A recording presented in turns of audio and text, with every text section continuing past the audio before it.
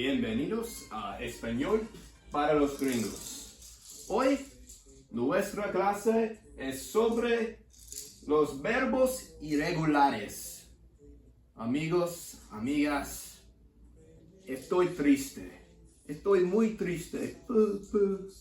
I'm so sad. Why am I sad? ¿Por qué? Because este es de clase cuando español llega a ser, becomes muy difícil.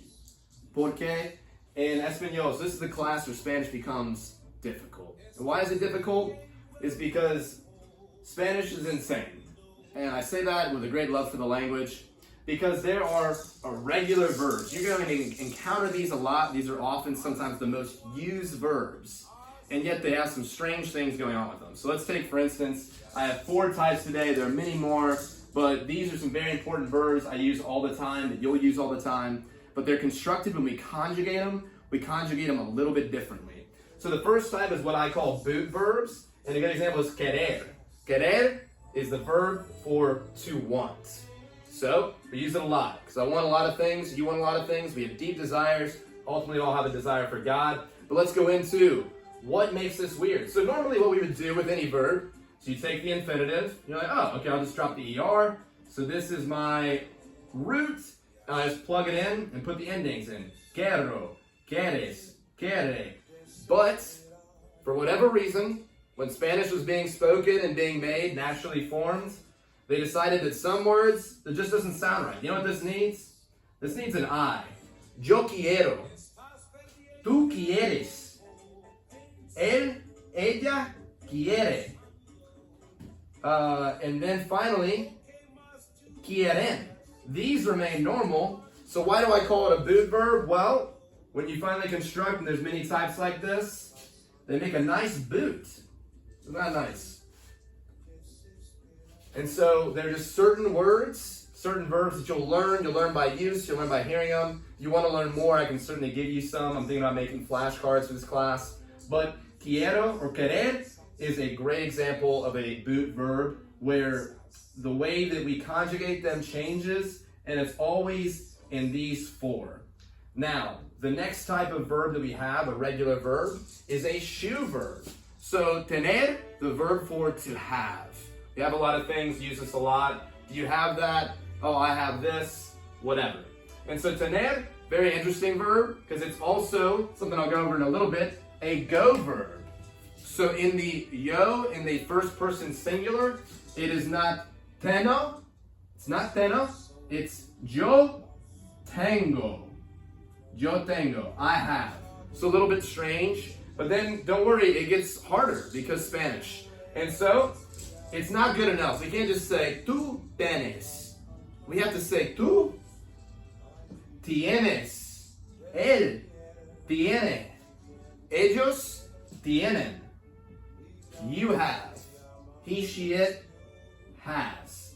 They have. Tienen. And so the reason we call this a shoe verb is because it's not tall enough to be a boot, like in querer. Just makes a nice little shoe. Excelente. Tenemos, we have zapatos. Zapatos. Aprendí español en España, así que zapatos. Zapatos. My list. Nice Spanish list. Okay. So our next type of irregular verbs are hoy verbs. Now we've seen these before with soy or ser y estar in el singular. Ser is, of course, yo soy, and for estar, it's yo estoy. So same thing here. There are some commonly used verbs that are hoy verbs. Now, one of the most irregular verbs always, there's always a problem child, is ir, the verb for to go. We go places all the time. We're always go, going. This is a great verb to know, but it is super irregular. Muy irregular. Y, vale.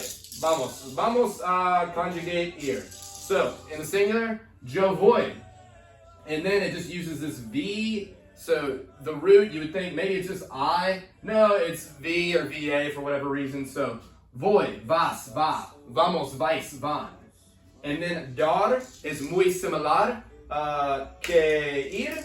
Dar is the verb for to give. So we give God thanks. Damos gracias a Dios. We give thanks to God.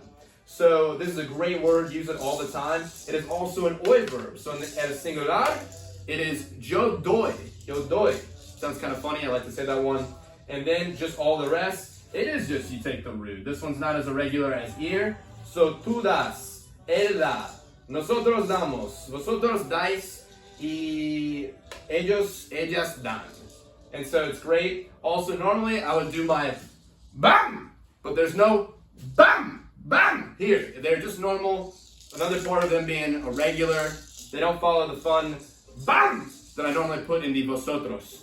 So finally, we have our go verbs. These are ones that are mostly normal, although tener is also a go verb, as you can see, yo tengo, but it is also a shoe verb. So it's super funky, muy freaky. But then we have poner, the verb for to put that down. I put this here, it was put over there, stuff like that. And in the yo form, it's yo pongo, I put. But then the rest is just tú pones, él pone, nosotros ponemos, vosotros ponéis, y ustedes ponen, or ellos ponen. So these are just some of the different types of irregular verbs. I gave you some of the most common ones that we use all the time. And querer is interesting. One last thing. Querer is a verb that can mean to want. Like, oh, I want to go to the store. Or I want to go... Yo quiero visitar España. I want to visit Spain. But it could also mean love. Like, I love you. I want you. I want you. It's deep. It's beautiful. So you would say, te quiero. I want you. I love you. Te quiero. So it's sort of interchangeable with amar there. But it can be used to express want or to express love. But yeah, and you know based on context for that. So that's a little aside. Guys, there's so many irregular verbs. You'll learn them over time. You'll learn them as you study verbs. And then people will correct you, and it's going to be okay. So it makes me sad to bring you to the more difficult stuff in Spanish, but this is also where Spanish is lived. We're really getting into it now, you guys. So we're in Verbos Irregulares. Thank you for your time. God bless you, and hasta luego.